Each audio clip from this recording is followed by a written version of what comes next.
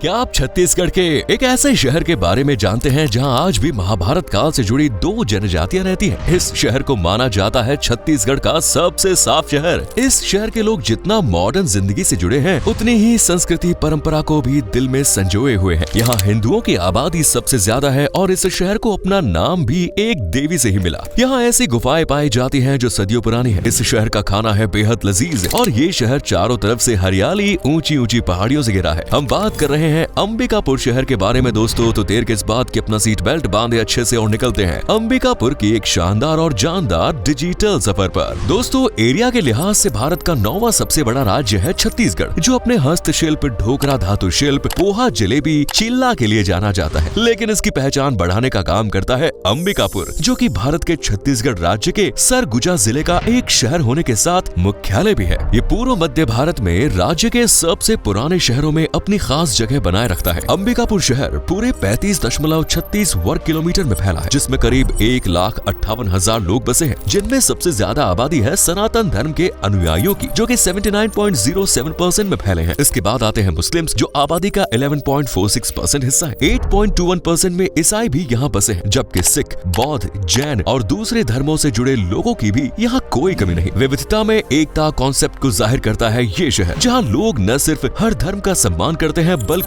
अलग अलग त्योहारों को भी एक साथ मिलकर खुशी से सेलिब्रेट करते हैं। ईद हो या दिवाली, जन्माष्टमी हो या क्रिसमस, यहाँ त्योहारों पर लोगों का मेल जोल और आपसी मिठास देखने को मिलती है। अंबिकापुर शहर का इतिहास काफी रोचक है। ये शहर संस्कृति परंपरा को भी दिल से फॉलो करता है। शहर का इतिहास काफी पुराना माना जाता है, बल्कि इसे तो रामायण महाभारत काल से जुड़ा हुआ भी बताया जाता है। अपने इतिहास के साथ साथ ये अपने हिंदू विचारधारा और हिंदुत्व इतिहास से जुड़े अनेकों मंदिरों के लिए भी पूरे भारत भर में खास पहचान रखता है, और इसका जीता जागता सबूत है इसके नाम से। इस शहर को अपना नाम देवी अंबिका यानी महामाया से आशीर्वाद में मिला। अंबिकापुर में ही महामाया देवी का विशाल मंदिर भी है, जिसका लोगों के बीच काफी ज्यादा महत्व देखने को मिलता है। लोग यहाँ आकर मन्नत मांगते हैं और महामाया देवी की कृपा से उनकी मनोकामनाएं पूरी भी हो जाती है। इसीलिए इस मंदिर में हर साल, हर महीने और हर दिन लोगों का मेला लगा रहता है। वैसे क्या आप जानते हैं अंबिकापुर को पहले क्या कहकर पुकारा जाता था? जनश्रुतियों के अनुसार अंबिका का पुराना नाम बैकुंठपुर था। अंबिकापुर शुरुआत से ही काफी महत्वपूर्ण रहा। पहले इसे सरगुजा रियासत की राजधानी का ताज भी पहनाया गया और उस दौरान इसे सरगुजा कहकर पुकारा जाता था। लेकिन बदलते वक्त के साथ साथ ये सरगुजा से हो गया अंबिकापुर। लेकिन कई लोगों के लिए यह आज भी सरगुजा ही है, जिसकी स्थापना 1 जनवरी 1948 को हुई। जिसके बाद 1 नवंबर 1956 को जब मध्य प्रदेश का निर्माण हुआ, तब इसे मध्य प्रदेश का ही हिस्सा बना दिया गया। लेकिन अभी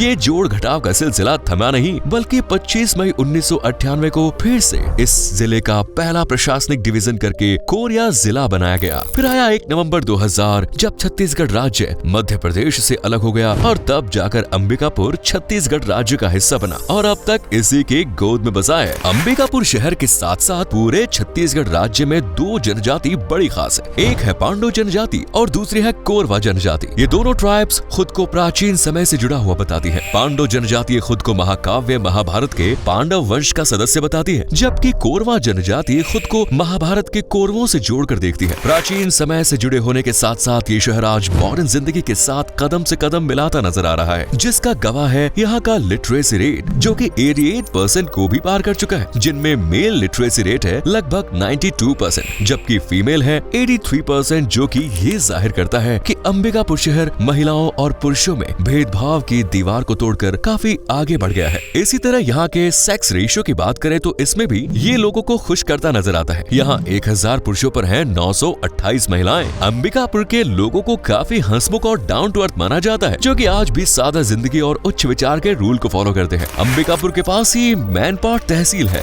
जहाँ बड़ी संख्या में तिब्बती लोगों का बसेरा है। ये वही तिब्बती लोग हैं जो 1959 में तिब्बत पर चीन के कब्जे के बाद भारत में शरण लेने के लिए आए थे। लेकिन छत्तीसगढ़ ने इतना सेफ और अच्छा माहौल दिया ही कि यहीं के होकर रह गए और अब भारत को ही अपना घर मानते हैं। अंबिकापुर शहर के इनकम का खास जरिया है खेती बाड़ी, जो कि न सिर्फ लोगों का शौक है, बल्कि शहर की इनकम का मेन रास्ता भी है। इसीलिए यहाँ बड़ी आबादी खेती बाड़ी से ही जुड़ी है। यहाँ गेहूँ, चावल और तिलहन की खेती बड़े पैमाने पर होती है। इसके अलावा यहाँ व्यापार भी किया जाता है। ये शहर सर्विस सेक्टर को भी यहाँ इनकम का एक बड़ा जरिया बनाने की कोशिश में लगा है। अंबिकापुर में कोयले की भी अच्छी खासी डिमांड है और सप्लाई, इसीलिए इसे कोयला केंद्र के रूप में भी जाना जाता है। अंबिकापुर में एक सैनिक स्कूल भी है है जिसमें दाखिला लेने के लिए दूर दराज से इलाकों के बच्चे आते हैं। सरकार के सहयोग से ये शहर तेजी से विकास की तरफ अपने कदम बढ़ा रहा है और यहाँ पढ़ाई लिखाई पर भी लोग खूब तवज्जो दे रहे हैं। तभी तो यहाँ कई बड़े बड़े कॉलेजेस की लाइन लगी है जो बच्चों का भविष्य साकार करने के लिए खोले गए हैं। पढ़ाई को यहाँ काफी बढ़ावा दिया जा रहा है। अंबिकापुर शहर को आज न सिर्फ एक एजुकेटेड सिटी का दर्जा दिया जाता है बल्कि साफ सफाई के मामले में भी शहर ने अच्छी रैंक हासिल कर ली। ये स्वच्छ सर्वेक्षण 2019 के अनुसार भारत का दूसरा सबसे साफ शहर माना गया। इसके अलावा स्वच्छ सर्वेक्षण 2020 तक अंबिकापुर को छत्तीसगढ़ का सबसे साफ शहर होने का खिताब भी दिया गया। जब आप इस शहर में जाएंगे तो आपको चौक चौराहों पर कूड़े के ढेर नहीं बल्कि कूड़ेदान दिखाई देंगे जिनकी हालत भी घरों के कूड़ेदान से काफी बेहतर होती है। सड़कें भी चमकती रहती हैं और कॉलोनियां गलियों में तो गंदगी का नामो निशान देखने को नहीं मिलता, क्योंकि न सिर्फ सरकार बल्कि यहाँ के लोग भी अच्छे से जानते हैं कि गंदगी ही बीमारियों को जन्म देती है। सिर्फ साफ सफाई का खास ख्याल रखा जाता है। यही वजह है कि यहाँ आपको गंदगी में पनपने वाले मच्छर, कीड़े मकोड़े और इनसे फूटने वाली बीमारियां जैसे मलेरिया, डेंगू कम ही देखने को मिलेंगी। ये शहर चारों तरफ फैली हरियाली, हरे भरे पेड़ पौधों से घिरे जंगलों, ऊंची ऊंची पहाड़ियों, शांत और स्वच्छ वातावरण के लिए लोगों के बीच खास फेमस है। लेकिन यहाँ के लोगों की जान बसती है यहाँ के लजीज खाने में। अंबिकापुर का स्वाद अगर आपने एक बार चख लिया तो यह आपको जिंदगी भर याद रहने वाला है। यहाँ के मसालेदार आलू से भरे समोसे और हरी चटनी, क्रंची पकौड़ा और मुंह में स्वाद का धमाका करने वाली पानी पूरी का कोई जवाब नहीं। वहीं पेट भरने के लिए यहाँ आप मुठिया,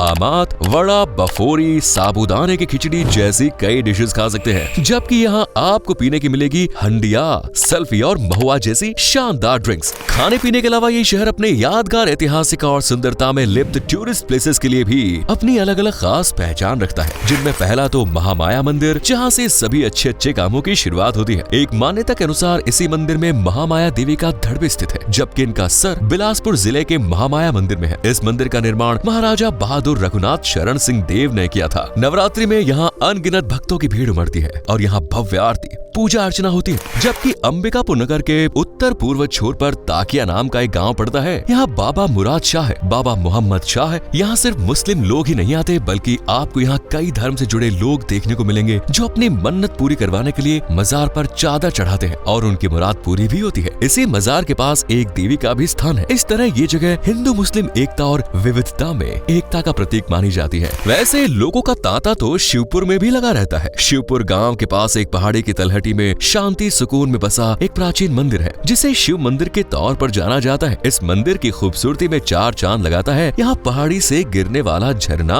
ये झरना अपने जल को गंगा धारा के रूप में शिवलिंग पर चढ़ाता है और फिर ये पानी नीचे की ओर बहता है। इसे लोग शिवपुर तुर्रा भी कहते हैं। यहाँ पर महाशिवरात्रि पर मेले का आयोजन भी होता है और दूर दूर से लोग भगवान शिव की भक्ति में लीन हो जाते हैं। लेकिन अगर आपने मैन पार्ट को मिस किया तो समझिए आपने छत्तीसगढ़ की असली खूबसूरती नहीं देखी। मैन पार्ट अंबिकापुर से करीब 50 किलोमीटर की दूरी पर है और ये विंध्य पर्वतमाला पर स्थित है जो समंदर से 1085 मीटर की ऊंचाई पर बसा है। इसे ही छत्तीसगढ़ का शिमला भी कहा जाता है और तो और मैन पार्ट को छत्तीसगढ़ का तिब्बत नाम भी दिया गया है क्योंकि यहाँ तिब्बती लोगों की जिंदगी को करीब से जानने और महसूस करने का मौका मिलता है। साथ ही यहाँ बौद्ध धर्म के कई मंदिर और स्थल भी हैं। इस जगह पर आपको पामेरियन कुत्तों का राजपाट भी देखने को मिलेगा जो कि सिर्फ और सिर्फ मैन पार्ट में ही देखा जा सकता है। मैन पार्ट में खूबसूरती कदम कदम पर बिखरी हुई है। यहाँ Sarbhanja waterfall, tiger point, fish point जैसे कई स्पॉट्स हैं जहाँ जाकर आप प्राकृतिक सुंदरता से लेकर जानवरों के अतरंगे कारनामों का लुत्फ उठा सकते हैं। अंबिकापुर शहर से 45 किलोमीटर दूर चलेंगे तो आपको रामगढ़ पहाड़ियों के हरे भरे जंगलों में बसी जोगी मारा गुफाएं देखने को मिलेंगी जो कई प्राचीन भित्ति चित्र और शिलालेखों का घर है। ये गुफा छत्तीसगढ़ के सबसे पुराने पुरातात्विक स्थलों में से एक है। बताया जाता है कि ये भित्ति और जटिल शिलालेख और नक्काशी 3री शताब्दी ईसा पूर्व के समय की है। गुफा की दीवारों पर कुछ अजीब अजीब से शब्द चित्र भी बने हैं जिन्हें समझना काफी मुश्किल है। अंबिकापुर जाने का सबसे अच्छा समय है अक्टूबर से अप्रैल के बीच। यहाँ का कोई टिकट भी नहीं है और टाइमिंग है सुबह के 9 बजे से शाम के 5 बजे तक। तो ध्यान रहे कि इसी टाइमिंग के बीच जाएं आप। वहीं खाने और रहने की फिक्र बिल्कुल ना करें क्योंकि यहाँ रहने के लिए होटल